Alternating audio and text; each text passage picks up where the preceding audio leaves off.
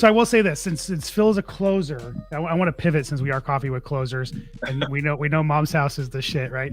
But Phil's been a closer for a while, Phil. So what do you think? Obviously you have a magnetic personality. I'm not just saying that. It's you definitely have a tremendous amount of energy. But what would you say your secret is to getting sellers to sell to you over your competition? What is it you feel like? Let me back up. When you first started, was it easy for you? Did you have hurdles? What hurdles were they? And then what did you figure out was your winning strategy? In the senior industry or with? No, just in general as acquisitions. Okay. So you're talking about not in the senior industry. That's a different conversation because I did have troubles there. I've always been good with sellers. I think my magic is anyone I meet, I can start a conversation with them as if we've known each other for the past 30 years. I'll back that 100%. Yeah, me too. Dave's the same way. Right. Dave's got that. It's almost like we haven't seen each other in a while and we're catching up from what I've known you in past lives, bro. Yeah. Yeah. And that's the magic.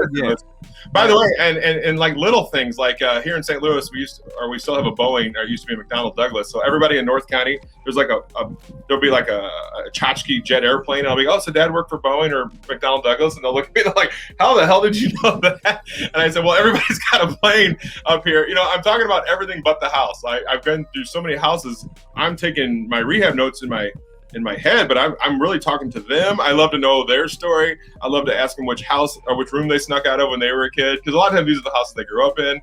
I like to ask them, did they like their uncle? That's a funny one. You're like, hey, did you like him? And they're like, oh. And then it's funny because they either do or they don't, but either way they're talking about him, and they get to know me that I'm 6'3", almost 290. I'm a big dude, so I'm this personality until it's time for the offer. And then I'm going to sit down with them and I'm be at their eye level, or I'm going to be below their eye level. And I'm going to go quieter and I'm going to talk to them about how we're going to fix this problem together. All of my closings is from the same side of the table. And that's figuratively. I'm going to try to find a solution. They can say no to me. That's the other good thing about being a closer. I'm truly disconnected from the outcome. Meaning if they tell me no, I'm going to give them my best foot forward. I'm going to give them my credibility packet. I'm going to treat them just like they said yes to me.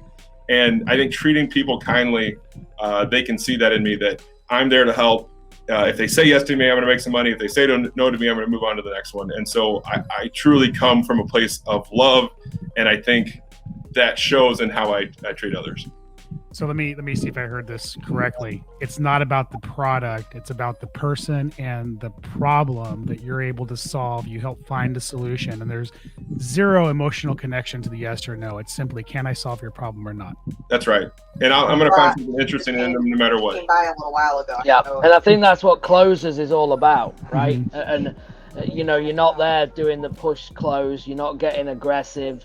You're not using that. You're just using by being kind, personable, great personality, and again treating them, not getting passive aggressive with they said no and then you're going to get all boisterous.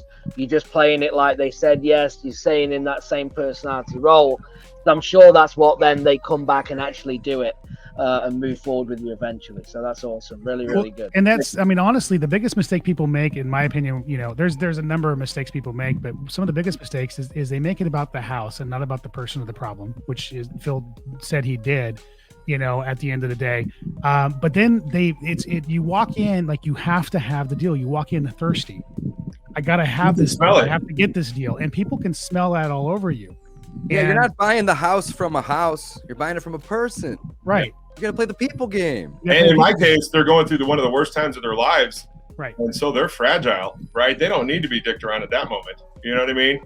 They do not need that. And so I get to be, I hate to say the word hero. That's a little grandiose, but I get to be the hero in that moment that they've got bad news, bad news, bad news, bad news. This is going to go easy. Oh, I can see the weight come off their shoulders.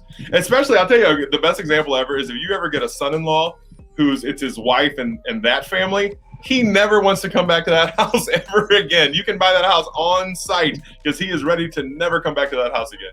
He is ready to sell it if he's one put in charge,